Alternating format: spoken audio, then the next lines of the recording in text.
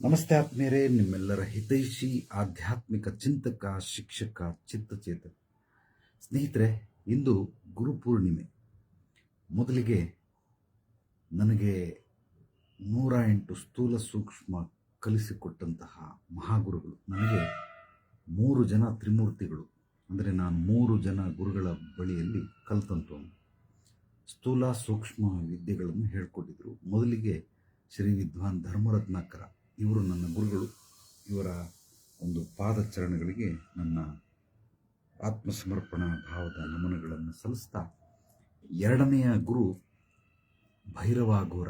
ಈತನ ಬಳಿ 108 ದಿನ ಹಠಯೋಗವನ್ನು ಕಲ್ತಿದ್ದೀನಿ. ಭೈರವಾಘೋರನಿಗೆ ನನ್ನ ಆತ್ಮಸಮರ್ಪಣಾ ಭಾವದೊಂದಿಗೆ ಅವರಿಗೆ ಭಕ್ತಿಯ ಪ್ರಣಾಮಗಳು. ನನ್ನ ಮೂರನೇ ಗುರು ಜಗನ್ನಾಥ ಶಾಸ್ತ್ರಿ, ಪೂರಿ ಜಗನ್ನಾಥ ಶಾಸ್ತ್ರಿ. ಇವ್ರಿಗೂ ಕೂಡ ನನ್ನ ಆತ್ಮಸಮರ್ಪಣಾ ಭಾವದ ಭಕ್ತಿಪೂರ್ವ ಪ್ರಣಾಮಗಳನ್ನು ಸಲ್ಲಿಸ್ತಾ, ನಾನು ಮುಂದಿನ ವಿಷಯಗಳನ್ನು ಹೇಳ್ತಾ ಬಿಡ್ತೀನಿ. ಸಾಕಷ್ಟು ಜನ ಯಾಕೆ ಗುರುಜಿ ಲೈವ್ ಮಾಡ್ತಾ ಇಲ್ಲ ಸುಮಾರು ದಿವಸ ಅಂತ, ಕೆಲಸದ ಒತ್ತಡ. ಕಾಯಕವೇ ಕೈಲಾಸ ಅಂತ ಬಸವಣ್ಣ ಹೇಳಿದ್ದಾರೆ. ಆದ್ದರಿಂದ ಈ ಸಮಯ ಸಿಕ್ಕಿದಾಗ ಒಂದು ಲೈವ್ ಮಾಡ್ತೀನಿ, ಯಾವುದೋ ವಿಡಿಯೋಗಳು ಮಾಡ್ತೀನಿ. ಇತ್ತೀಚಿನ ದಿನಗಳಲ್ಲಿ ಸ್ವಲ್ಪ ಹೆಚ್ಚಿನ ಕೆಲಸ, ಅಂದರೆ ಬರುವವರು ಹೋಗುವವರು ಹೆಚ್ಚಾಗಿರೋದ್ರಿಂದ ಒಂದು ಚೂರು ವಿಳಂಬವಾಗ್ತಾ ಇದೆ. ಆದ್ದರಿಂದ ಕ್ಷಮೆ ಇರಲಿ. ಖಂಡಿತವಾಗ್ಲೂ ಸಮಯ ಸಿಕ್ಕಾಗೆಲ್ಲ ಬರ್ತೀನಿ. ಅದರಲ್ಲೂ ವಿಶೇಷವಾದ ದಿನಗಳಲ್ಲಿ ಲೈವ್ ಬರ್ತೀನಿ. ಇವತ್ತು ಬಂದಿರೋದೇನು ಅಂದರೆ ಗುರುಪೂರ್ಣಿಮೆ ಅಂತ. ಸಾಕಷ್ಟು ಜನ ವಿಶಸ್ಗಳನ್ನ ಕಳಿಸಿದ್ದೀರಾ. ಯಾರ್ಯಾರು ನನ್ನ ಫೇಸ್ಬುಕ್ಕಲ್ಲಿ ಫಾಲೋ ಮಾಡ್ತಾ ಇದ್ದೀರಾ, ಯೂಟ್ಯೂಬ್ ಸಬ್ಸ್ಕ್ರೈಬ್ ಮಾಡಿದ್ದೀರಾ, ಇನ್ಸ್ಟಾಗ್ರಾಮಲ್ಲಿ ಕೆಲವರು ನೋಡ್ತಾರೆ, ವಾಟ್ಸಪ್ಪಲ್ಲಿ ಮೆಸೇಜ್ಗಳನ್ನು ಕಳಿಸ್ತಾರೆ. ಯಾರ್ಯಾರೆಲ್ಲ ವಿಶಸ್ ಮಾಡಿದಾರೋ ಅವ್ರಿಗೆಲ್ಲರೂ ಕೂಡ ಭಗವಂತ ಆಯುಷ್, ಆರೋಗ್ಯ, ಐಶ್ವರ್ಯವನ್ನು ಕೊಟ್ಟು ಕರುಣಿಸಲಿ. ಅದರ ಜೊತೆಗೆ ನಾನು ವಿಶೇಷವಾಗಿ ಹೇಳೋದು, ಬುದ್ಧಿ ಮತ್ತು ಜ್ಞಾನ ಇದೆರಡು ಒಂದು ನಾಣ್ಯದ ಎರಡು ಮುಖಗಳಿದ್ದಂಗೆ. ಬರೀ ಬುದ್ಧಿ ಇದೆ, ಜ್ಞಾನ ಇಲ್ಲ, ಉಪಯೋಗ ಬರಲ್ಲ. ಬರೀ ಜ್ಞಾನ ಇದೆ, ಬುದ್ಧಿ ಇಲ್ಲ, ಅದು ಉಪಯೋಗ ಬರಲ್ಲ. ಎರಡೂ ಕೂಡ ಬಹಳ ಬಹಳ ಮುಖ್ಯ. ಆದ್ದರಿಂದ ಆಯುಷ್, ಆರೋಗ್ಯ, ಐಶ್ವರ್ಯದ ಜೊತೆಗೆ ಬುದ್ಧಿ ಮತ್ತು ಜ್ಞಾನವನ್ನು ಕೂಡ ಪ್ರಾಪ್ತಿ ಮಾಡಲಿ. ಆ ಬುದ್ಧಿ ಜ್ಞಾನ ಸರಿಸಮಾನವಾಗಿದ್ದರೆ ನಾವು ಮಾಡುವಂತಹ ಎಲ್ಲ ಕೆಲಸದಲ್ಲೂ ಫಲಿತಾಂಶ, ಪರಿಣಾಮ ನಿಜವಾಗ್ಲೂ ಸಿಕ್ಕೇ ಸಿಗುತ್ತೆ. ಇದರಲ್ಲಿ ಏರುಪೇರುಗಳಿದ್ರೆ ಖಂಡಿತವಾಗ್ಲೂ ಸಿಗೋದಿಲ್ಲ.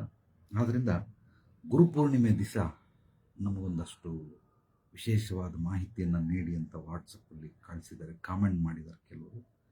ಆದ್ದರಿಂದ ನಿಮಗೆ ಹೇಳೋದಕ್ಕೆ ಬಂದಿದ್ದೀನಿ. ಮೊದಲು ಪ್ರತಿಯೊಬ್ಬ ಮನುಷ್ಯನಿಗೂ ಕೂಡ ಅವನು, ಇದಕ್ಕೆ ಯಾವುದೇ ಏಜಿನ ಮಿತಿ ಇಲ್ಲ.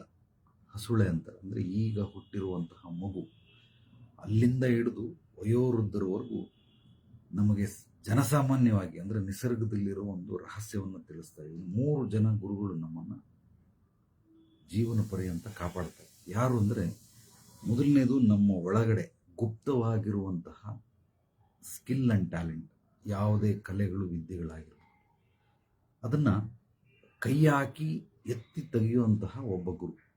ಈ ಗುರು ಅಂತಂದರೆ ಯಾರಾದರೂ ಆಗಿರ್ಬೋದು. ಆತ ಅಪ್ಪ ಅಮ್ಮ ಆಗಿರ್ಬೋದು, ಅಣ್ಣ ಅಕ್ಕ, ಅಥವಾ ನಿಮ್ಮ ಸ್ನೇಹಿತರು, ನಮಗಿಂತ ಹಿರಿಯರು, ಕಿರಿಯರು, ನೆರೆಹೊರೆಯವರು, ಬಂಧು ಬಳಗದವರು, ಯಾರು ಬೇಕಾದರೂ ಆಗಿರ್ಬೋದು. ಅದನ್ನು ಐಡೆಂಟಿಫೈ ಮಾಡ್ತಾರೆ. ನಿಮ್ಮ ಒಳಗಡೆ ಇರುವಂತಹ ಅತ್ಯದ್ಭುತವಾದಂತಹ ಶಕ್ತಿ ಚೈತನ್ಯ.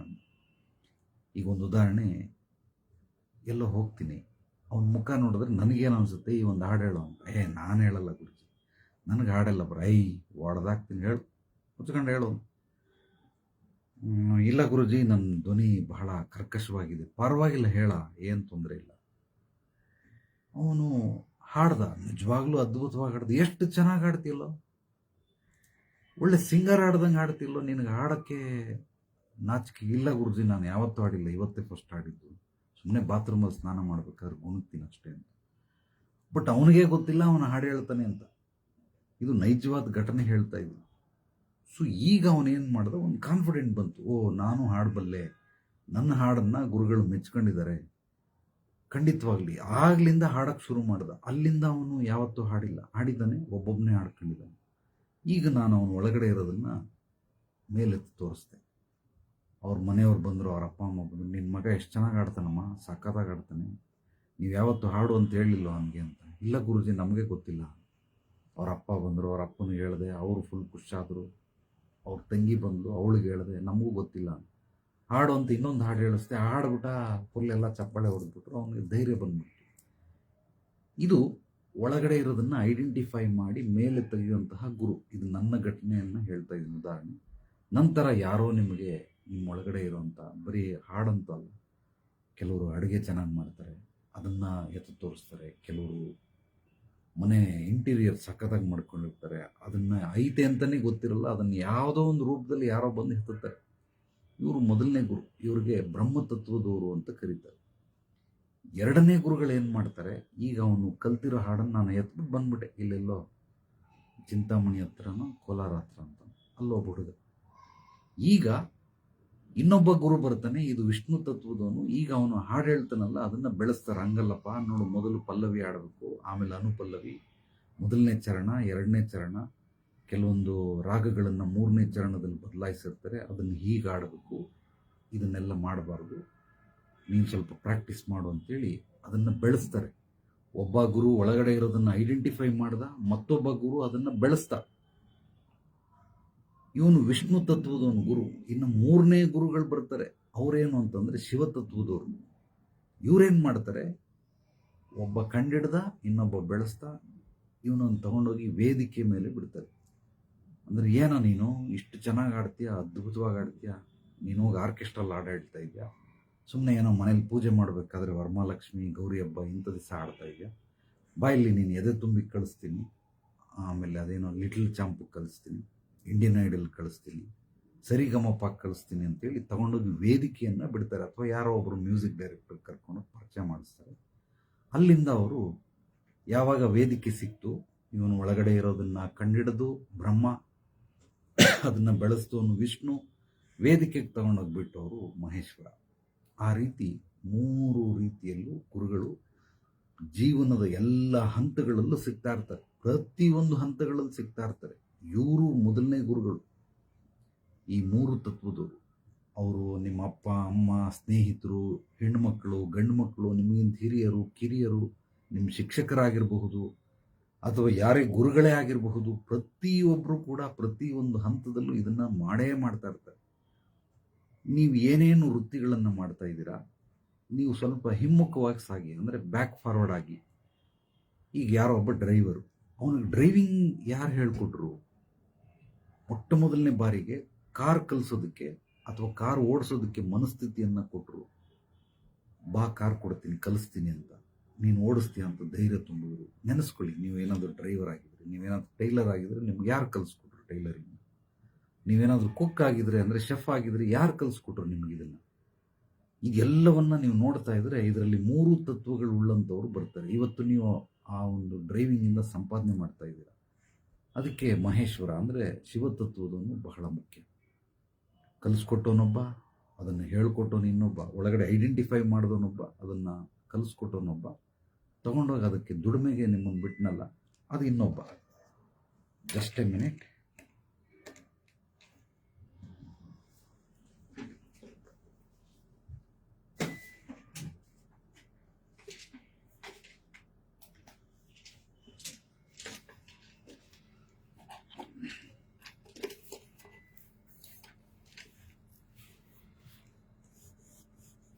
ಸೊ ಈ ರೀತಿ ನಿಮಗೆ ಮೂರು ಜನ ಗುರುಗಳು ಜೀವನದ ಎಲ್ಲ ಹಂತಗಳಲ್ಲೂ ನೆಕ್ಸ್ಟ್ ಲೆವೆಲಲ್ಲಿ ಕಾಣಿಸ್ಕೊಳ್ತಾನೆ ಇರ್ತಾರೆ.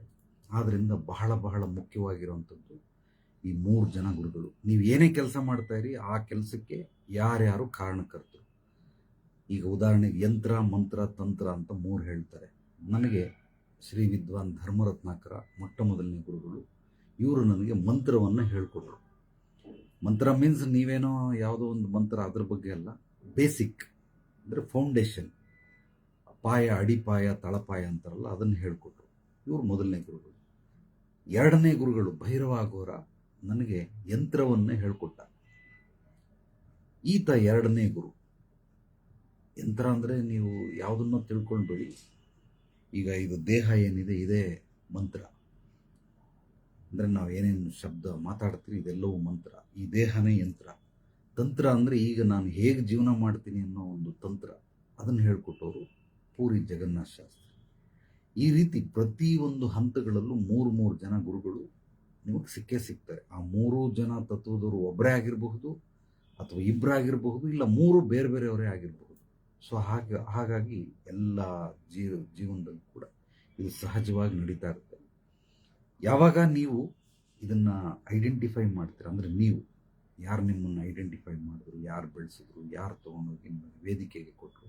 ವೇದಿಕೆ ಅಂದರೆ ಎಲ್ಲವನ್ನು ಸ್ಟೇಜ್ ಅಂತ ತಿಳ್ಕೊಂಬೇಡಿ. ಸಂಪಾದನೆ ಮಾಡೋದಕ್ಕೆ ಒಂದು ಹಾದಿ. ಒಬ್ಬ ಚಿಕ್ಕ ಹುಡುಗ ಗ್ಯಾರೇಜ್ಗೆ ಹೋಗ್ತಾನೆ, ಗ್ಯಾರೇಜ್ಗೆ ಕರ್ಕೊಂಡೋಗಿ ಬಿಟ್ಟೋರೊಬ್ಬರು, ಗ್ಯಾರೇಜಲ್ಲಿ ಒಡೆದೋ ಬರೆ ಹಾಕಿ ಅವನಿಗೆ ಕಲಿಸ್ತೋನೊಬ್ರು, ಅವ್ನು ಕಲ್ತ್ಕೊಂಡ ನಂತರ ಈಗ ಅವನೇ ಸ್ವಂತವಾಗಿ ಗ್ಯಾರೇಜ್ ಇಟ್ಕೊಂಡು ಸಂಪಾದನೆ ಮಾಡ್ತಾನೆ. ಇದೇ ಮಹೇಶ್ವರ. ಸೊ ಕರ್ಕೊಂಡೋಗಿ ಬಿಟ್ಟವನೊಬ್ಬ, ಕಲಿಸ್ದವನೊಬ್ಬ, ಇವತ್ತು ಅವನು ಅದರಿಂದ ಅನ್ನ ತಿಂತವನೇ. ಇದು ಮಹೇಶ್ವರ. ಸೊ ಹಂಗಾಗಿ ಎಲ್ಲ ಇಂಥ ಗುರುಗಳಿಗೆ ಇವತ್ತು ಗುರುಪೂರ್ಣಿಮೆ ಅಂತಂದರೆ ಶ್ರದ್ಧೆ ಭಕ್ತಿಯಿಂದ, ನಂಬಿಕೆ ವಿಶ್ವಾಸದಿಂದ, ಪ್ರೀತಿ ಗೌರವದಿಂದ ಸಂಪೂರ್ಣವಾಗಿ ನಾವು ಆತ್ಮಸಮರ್ಪಣಾ ಭಾವದೊಂದಿಗೆ ನಮಿಸುವಂತಹ ಅತ್ಯದ್ಭುತವಾದ ಶ್ರೇಷ್ಠವಾದ ದಿನ. ಸೊ ಆದ್ದರಿಂದ ಇಂಥ ದಿನಗಳಲ್ಲಿ ನಾವು ಗುರುಗೆ ಸಮರ್ಪಣೆ ಆಗೋದು, ನೆನೆಸ್ಕೊಳ್ಳೋದು, ನಿಮ್ಮ ಜೀವನದಲ್ಲಿ ಯಾರ್ಯಾರೆಲ್ಲ ಗುರುಗಳು ಯಾವ್ಯಾವ ರೀತಿ ಪಾತ್ರ ವಹಿಸಿದ್ದಾರೆ, ಏನೇನನ್ನು ಹೇಳ್ಕೊಟ್ಟಿದ್ದಾರೆ, ಏನೇನನ್ನು ಕಲಿಸ್ಕೊಟ್ಟಿದ್ದಾರೆ, ಯಾವುದನ್ನು ತಿಳಿಸ್ಕೊಟ್ಟಿದ್ದಾರೆ, ನಿಮ್ಮ ಹಂತವನ್ನು, ಅಂದರೆ ಯಾವ ಸ್ಥಳದಲ್ಲಿದ್ರಿ, ನೀವೇನಾದರೂ ಭಯ ಬೀಳ್ತಾ ಇದ್ರೆ, ಹೆದರ್ಕೊಂಡಿದ್ರೆ, ಅದನ್ನು ನಿಮಗೆ ಧೈರ್ಯದ ಸ್ತರಕ್ಕೆ ತಂದುಕೊಟ್ಟಿರ್ತಾರೆ ಇಂಥ ಎಲ್ಲ ಗುರುಗಳಿಗೂ ಒಮ್ಮೆ ನಾವು ನೆನೆಸ್ಕೊಳ್ಬೋದು. ನಾವು ಏನು ಮಾಡ್ತೀವಿ ಅಂದರೆ ಹೆಚ್ಚಾಗಿ ಸುಮ್ಮನೆ ವಿಶ್ ಮಾಡ್ತೀವಿ, ಗುರುಪೂರ್ಣಿಮೆ ಶುಭಾಶಯಗಳು. ಇದೆಲ್ಲ ಉಪಯೋಗದಿಲ್ಲ. ಇದು ವಿಶೇಷವಾಗಿ ಆಗಿರೋ ದಿನದಿಂದ ಒಂದು ದಿನ ನಾವು ವರ್ಷದಲ್ಲಿ ಇಂಥದಕ್ಕೆ ಡೆಡಿಕೇಟ್ ಮಾಡಬೇಕು. ಅಂದರೆ ಬೇರೆ ಎಲ್ಲ ಕೆಲಸಗಳನ್ನು ಬಿಟ್ಟು ಮೂಲವಾಗಿ ಅವ್ರಿಗೊಂದು ಕೃತಜ್ಞತೆ, ಧನ್ಯವಾದಗಳನ್ನು ಹೇಳೋದಕ್ಕೆ ಸಾಧ್ಯವಾದರೆ ನೇರವಾಗಿ ಹೋಗಿ ಭೇಟಿ ಮಾಡಬೇಕು. ನೇರವಾಗಿ ಆಗಲಿಲ್ಲ ಅಂದರೆ ಅವರೇನಾದರೂ ಪರ್ಮಿಷನ್ ಕೊಟ್ಟರೆ ಅವ್ರ ಹತ್ರ ಮಾತಾಡಬಹುದು. ಅವ್ರ ಹತ್ರ ಮಾತಾಡಲಿಲ್ಲ ಅಂತಂದ್ರೂ ಕೂಡ ಅವ್ರನ್ನ ಎಲ್ಲ ನಮಗೆ ಬುದ್ಧಿ ಬಂದಾಗಲಿಂದ ಈ ಕ್ಷಣದವರೆಗೂ ಯಾರ್ಯಾರೆಲ್ಲ ನಮಗೆ ಈ ರೀತಿ ವಿದ್ಯೆಗಳನ್ನು, ಕಲೆಗಳನ್ನು ಹೇಳ್ಕೊಟ್ರು, ಬುದ್ಧಿ ಜ್ಞಾನವನ್ನು ನೀಡಿದ್ರು, ಇವರೆಲ್ಲರಿಗೂ ಕೂಡ ಒಂದು ನಮಿಸೋದಕ್ಕೆ ಒಂದು ಪ್ರಾರ್ಥನೆ ಮೂಲಕ ಸಲ್ಲಿಸಬೇಕು. ನಾವು ಆ ರೀತಿ ಬರೀ ವಿಶ್ ಮಾಡಿ ಅವ್ರಿಗೆ ತೃಪ್ತಿ ಕೊಡೋದ್ರಿಂದ ಖಂಡಿತವಾಗಲೂ ಸಾಧ್ಯವಿಲ್ಲ. ಇವತ್ತು ನಾವೆಲ್ಲ ದುಡಿಮೆ ಮಾಡಿ ಊಟ ಮಾಡ್ತಾ ಇದ್ದೀವಿ ಅಂದರೆ ಅದಕ್ಕೆ ಈ ರೀತಿ ಮೂರು ಗುರುಗಳು ಕಾರಣಕರ್ತರಾಗಿರ್ತಾರೆ. ಅವ್ರನ್ನೆಲ್ಲ ನೆನೆಸ್ಕೊಳ್ಳೋಂಥ ದಿವಸ, ವಿಶೇಷವಾಗಿರೋಂಥ ದಿವಸ. ಅದನ್ನು ನೀವು ಮಾಡಿದ್ರೆ ಬಹಳ ಬಹಳ ಸೂಕ್ತ. ಯಾರ್ಯಾರು ಮಾಡಿದ್ದೀರಾ ಬಹಳ ಸಂತೋಷ, ಯಾರ್ಯಾರು ಮಾಡಿಲ್ಲ ಅಟ್ಲೀಸ್ಟ್ ಕಡೆ ಪಕ್ಷ ಮಲಗೋಕ್ಕಿಂತ ಮುಂಚೆನಾದರೂ ಒಂದು ಅರ್ಧ ಗಂಟೆ ಕೂತ್ಕೊಂಡು ಎಲ್ಲವನ್ನು ಮೆಲ್ಕಾಕಿ. ಅವ್ರನ್ನೇನು ನೀವು ನೇರವಾಗಿ ಹೋಗಿ ಭೇಟಿ ಮಾಡೋದು ಬೇಡ, ಫೋನ್ ಮಾಡೋದು ಬೇಡ, ವಿಶ್ ಮಾಡೋದು ಬೇಕಾಗಿಲ್ಲ. ಸುಮ್ಮನೆ ಅದನ್ನೆಲ್ಲ ಒಂದು ಅರ್ಧ ಗಂಟೆ, ಮುಕ್ಕಾಲು ಗಂಟೆ, 1 ಗಂಟೆ ಮಲಗೋದಕ್ಕಿಂತ ಮುಂಚೆ ಎಲ್ಲವನ್ನು ಮೆಲ್ಕಾಕಿ.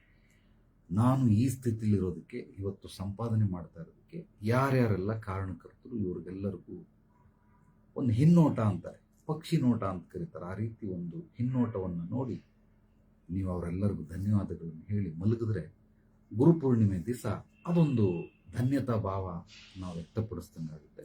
ಆದ್ದರಿಂದ ಇದನ್ನು ಕೂಡ ನೀವು ಮಾಡ್ತಾ ಇರ್ಬೋದು. ವಿಶೇಷವಾಗಿ ಈ ಒಂದು ದಿನದಲ್ಲಿ, ಅಂದರೆ ಮುಂದಿನ ಈ ತಿಂಗಳು ಅಂತ್ಯದಲ್ಲಿ ಅಥವಾ ಮುಂದಿನ ತಿಂಗಳು ಒಂದು ಆನ್ಲೈನ್ ತರಗತಿ ಮಾಡ್ತಾ ಇದ್ದೀನಿ. ಸಾಧ್ಯವಾದರೆ ಬನ್ನಿರಿ. ಸಪ್ತಜ್ಞಾನ ಅಂತ ಹೇಳಿ ಈ ಒಂದು ಆನ್ಲೈನ್ ತರಗತಿಯ ಶೀರ್ಷಿಕೆ. ಸೊ ಸಪ್ತಜ್ಞಾನ, 7 ರೀತಿಯ ಜ್ಞಾನಗಳು ಹೇಗೆ ನಮ್ಮ ಜೀವನವನ್ನು ಬದಲಾಯಿಸುತ್ತೆ, ಪರಿವರ್ತನೆ ಮಾಡುತ್ತೆ, ರೂಪಾಂತರಣಗೊಳಿಸುತ್ತೆ ಅನ್ನೋದು ಈ ಸಪ್ತಜ್ಞಾನದಲ್ಲಿರುತ್ತೆ. 10 ದಿನಗಳ ಆನ್ಲೈನ್ ತರಗತಿ. ಅದನ್ನು ನಿಯಮಗಳೇನು ಎತ್ತ ಅನ್ನೋದನ್ನು ಹೇಳ್ತೀನಿ. ಇನ್ನೊಂದು ಸಲ ಲೈವ್ ಮಾಡಿದಾಗ ಅಥವಾ ಸತ್ಸಂಗ ಕಾರ್ಯಕ್ರಮದಲ್ಲಿ ನಿಮಗೆ ಸಂಪೂರ್ಣವಾದ ಮಾಹಿತಿಯನ್ನು ಕೊಡ್ತೀನಿ.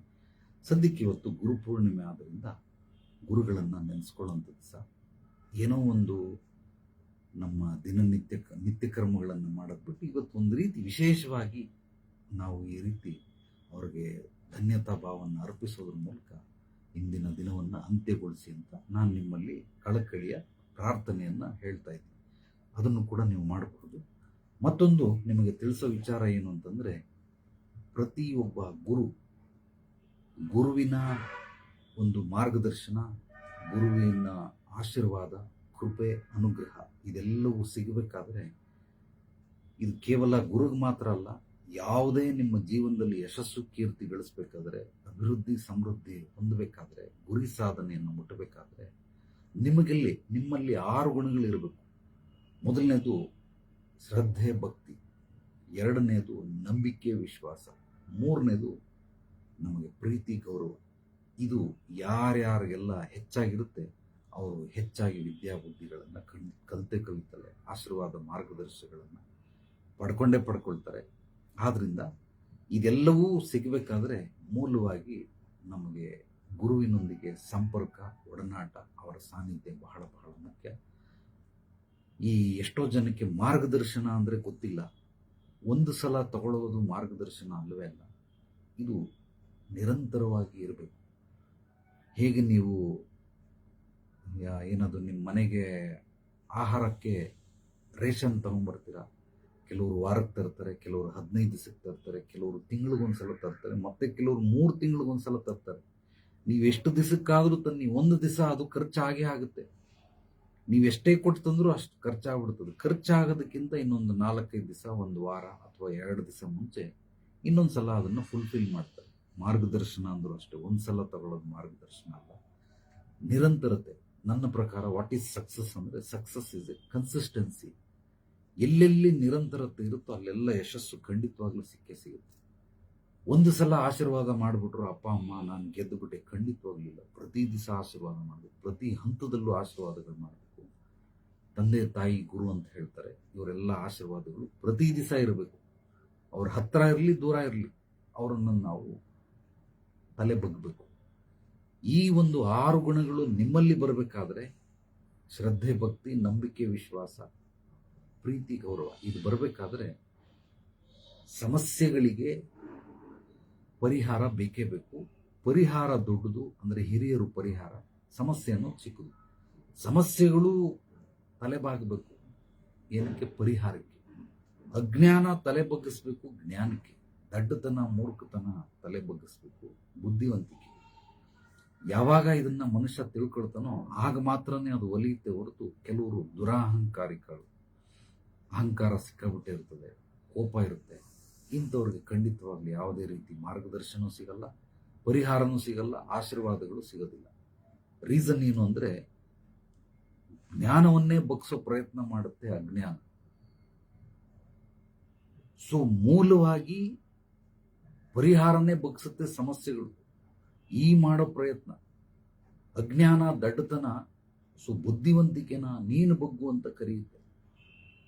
ಎದುರುಗಡೆ ಇರೋರು ಬಗ್ಗು ಬಿಡ್ತಾರೆ, ಬಹಳ ಸುಲಭ. ಬಟ್ ಖಂಡಿತವಾಗ್ಲೂ ಅದರಿಂದ ಪ್ರಯೋಜನ ಇಲ್ಲ. ಏನೇನನ್ನ ಹೇಳ್ತೀರಿ ಅದನ್ನು ನಾವು ಮಾಡಲೇಬೇಕು, ಮಾಡಲಿಲ್ಲ ಖಂಡಿತವಾಗ್ಲಿ. ಕೆಲವರು ಯಾರೋ ಒಬ್ರು ಕಾಮೆಂಟ್ ಹಾಕಿದ್ರು ನೆಗೆಟಿವ್ ಆಗಿ, ನೀವೆಲ್ಲ ಓದಿದ್ರೆ ಇಲ್ಲ ಗೊತ್ತಿಲ್ಲ. ಸೊ ಏನೋ ನೆಗೆಟಿವ್ ಕಾಮೆಂಟ್ ಹಾಕಿದ್ದ. ರೀಸನ್ ಏನು ಅಂತಂದರೆ ಅವನು ಕಾಲ್ ಮಾಡ್ತಾವನೆ, ನಾನು ಎತ್ತಲಿಲ್ಲ. ನೀನು ಎತ್ತಬೇಕು ಅಂದರೆ ಮೊದಲು ನಾನು ಹೇಳ್ದಂಗೆ ನೀನು ಕೇಳಬೇಕು. ವಾಯ್ಸ್ ಮೆಸೇಜ್ ಕಳಿಸು, ವಾಯ್ಸ್ ಮೆಸೇಜ್ ಕಳಿಸೋರ್ಗು ನೀನು ಕಾಲ್ ಎತ್ತಲ್ಲ ಅಂತ. ಅವ್ನು ಕಳಿಸಿಲ್ಲ, ನಾನು ಕಳಿಸಲ್ಲ ವಾಯ್ಸ್ ಮೆಸೇಜ್ ಅಂತ. ನೀನು ಕಳಿಸೋವರೆಗೂ ನೀನು ಕಾಲ್ ಎತ್ತಲ್ಲ, ಸಾಧ್ಯವೇ ಇಲ್ಲ. ಅಂದರೆ ಅವನು ನೀನು ಕಾಲ್ ಎತ್ತೋವರೆಗೂ ನಾನು ವಾಯ್ಸ್ ಮೆಸೇಜ್ ಕಳಿಸಲ್ಲ, ಇದು ಅವನು ವಾದ. ಆದ್ರಿಂದ ಇಲ್ಲಿ ನನ್ನನ್ನು ಬಗ್ಸಕ್ಕೆ ಪ್ರಯತ್ನ ಮಾಡ್ತಾನೆ, ನಾನು ಬಗ್ಬಿಡ್ತೀನಿ, ಬಟ್ ನನ್ನ ಕಡೆಯಿಂದ ನಿನಗೆ ಮಾರ್ಗದರ್ಶನ ಪರಿಹಾರಗಳು ಸಿಗೋದಿಲ್ಲ. ಸೊ ಆದ್ರಿಂದ ಈ ವಿಡಿಯೋನ ಅವನು ಕೂಡ ನೋಡ್ತಾನೆ. ಆದ್ರಿಂದ ನಾನು ಮಾಡ್ತಾ ಇದ್ದೀನಿ. ಮೊದಲು ಜ್ಞಾನಕ್ಕೆ ಅಜ್ಞಾನ ಬಗ್ಗಬೇಕು, ಪರಿಹಾರಕ್ಕೆ ಸಮಸ್ಯೆಗಳು ಬಗ್ಗಬೇಕು, ದಡ್ಡತನ ಮೂರ್ಖತನ ಬುದ್ಧಿವಂತಿಕೆಗೆ ಬಗ್ಗಬೇಕೆ ಹೊರತು ಬುದ್ಧಿವಂತಿಕೆಯನ್ನು ಬಗ್ಸಿದ್ರೆ ಏನು ಪ್ರಯೋಜನ ಇಲ್ಲ. ಅದು ಬಗ್ಬಿಡುತ್ತೆ, ಬಟ್ ನಿಮ್ಗೆ ಅದರಿಂದ ನಯಾ ಪೈಸೆ ಉಪಯೋಗ ಇಲ್ಲ. ಆದ್ರಿಂದ ಪ್ರತಿಯೊಂದು ವಿಚಾರಗಳನ್ನು ಬಹಳ ಕೂಲಂಕುಷವಾಗಿ ಪರಿಶೀಲನೆ ಮಾಡಿದ್ರೆ ಮಾತ್ರ ನಿಮಗೆ ದಕ್ಕತ್ತೆ. ಇಂದಿನ ದಿನದಿಂದ ಮುಂದೆ ಅಂದರೆ ನೆಕ್ಸ್ಟ್ ನಿಮ್ಮ ಮುಂದಿನ ಭವಿಷ್ಯದಲ್ಲಿ ಏನೇ ಕಲೀರಿ, ಯಾವ ವಿದ್ಯೆಗಳನ್ನು ಬೇಕಾದ್ರೂ ಕಲಿಬೇಕು. Anything is possible, everything is possible when you know the system and process. ಇದು ನನ್ನ ಒಂದು ತಿದ್ದುಪಡಿ. When you know the system and process, believe in your self ಅಂತಿದೆ, ನಾನು ಅದನ್ನು ಅಕ್ಸೆಪ್ಟ್ ಮಾಡೋದಿಲ್ಲ. ಅಂದರೆ ಅದು ಸರಿ ಇರಬಹುದು, ಬಟ್ ಸಿಸ್ಟಮ್ ಅಂಡ್ ಪ್ರೋಸೆಸ್ ಬಹಳ ಬಹಳ ಕೆಲಸಕ್ಕೆ ಬರ್ತದೆ. ಯಾವಾಗ ಇದನ್ನು ಅರ್ಥ ಮಾಡ್ಕೊಳ್ತೀರಾ ಅದ್ಭುತವಾಗಿ ನಿಮಗೆ ಎಲ್ಲ ಪರಿಹಾರಗಳು ಮಾರ್ಗದರ್ಶನಗಳು ಮೂಲವಾಗಿ ಜ್ಞಾನ ಬುದ್ಧಿ ಎಲ್ಲವೂ ಕೂಡ ಒಲಿಯುತ್ತೆ. ಆದ್ದರಿಂದ practice make perfect, practice make perfect. ಎಷ್ಟು ಪ್ರಾಕ್ಟೀಸ್ ಮಾಡ್ತಾ ಇರ್ತೀರೋ ಅಷ್ಟು ಒಳ್ಳೆಯದು. ಯಾವುದನ್ನೇ ಕಲಿಬೇಕಾದ್ರೆ, ಏನನ್ನೇ ತಿಳ್ಕೊಳ್ಬೇಕಾದ್ರೆ, ಯಾರನ್ನೇ ಅರ್ಥ ಮಾಡ್ಕೊಳ್ಬೇಕಾದ್ರೆ ಅವರ ಜೊತೆ ಹೆಚ್ಚು ಸಮಯವನ್ನು ಕಳೆದಾಗ ಮಾತ್ರ ನಿಮಗೆ ಗೊತ್ತಾಗುತ್ತೆ ಹೊರತು ಸಮಯ ಕೊಡಲಿಲ್ಲ ಅಂದರೆ ನಾವಿಲ್ಲಿ ಏನನ್ನು ಕಲಿಯೋದಕ್ಕಾಗೋದಿಲ್ಲ. ಇದೊಂದು ಕೊಳಲು ಅಂದ್ಕೊಳ್ಳಿ ಉದಾಹರಣೆಗೆ. ಈ ಕೊಳಲನ್ನು ನಾನು ಕಲಿಬೇಕಾದ್ರೆ ಇದಕ್ಕೆ ಸಮಯ ಕೊಡಬೇಕು. ಸುಮ್ಮನೆ ಹಿಡ್ಕೊಂಡು ಪಿ ಪಿ ಅಂತ ಓದ್ಬೋದೇ ಹೊರತು ಅಪಸ್ವರಗಳನ್ನು ನುಡಿಸ್ಬೋದೇ ಹೊರತು ಇದನ್ನ ಸುಸ್ವರವಾಗಿ ನುಡಿಸೋದಕ್ಕೆ ನಾನು ಇದ್ರ ಜೊತೆ ಟೈಮ್ ಸ್ಪೆಂಡ್ ಮಾಡಬೇಕು.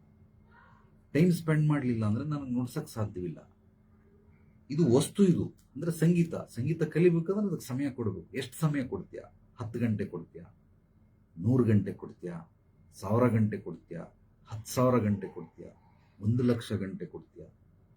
ನಿನ್ನ ಜೀವನ ಪೂರ್ತಿ ಇದಕ್ಕೆ ಸಮರ್ಪಣೆ ಮಾಡ್ಬಿಡ್ತೀಯ. ಎಷ್ಟೇ ನೀನು ಸಮಯ ಕೊಟ್ಟರು ಕೂಡ ಅದು ನಿನಗೆ ಒಲಿತಾ ಇರುತ್ತೆ.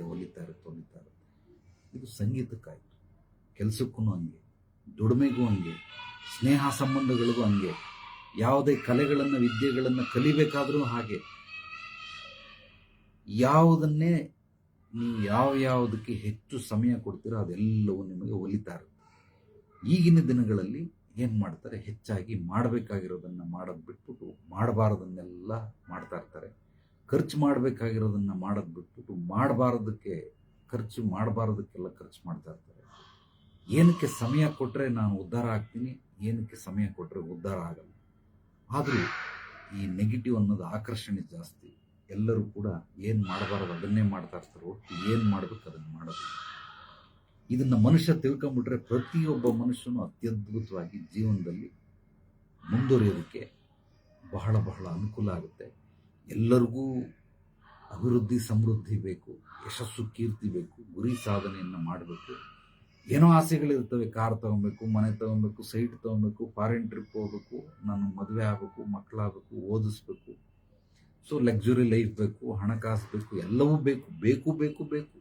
ಬಟ್ ಅದನ್ನು ಹೇಗೆ ಪಡ್ಕೊಳ್ಬೇಕು, ಅದಕ್ಕೆ ಏನು ಮಾಡಬೇಕು ಅದು ಗೊತ್ತಿಲ್ಲ. ಆದ್ದರಿಂದ 3 ಇವತ್ತು ಗುರುಪೂರ್ಣಿಮೆ ಆಗಿರೋದ್ರಿಂದ 3 ಸತ್ವಗಳು ನಿಮ್ಗೆ ಹೇಳ್ತಾನೆ ಇರ್ತೀನಿ.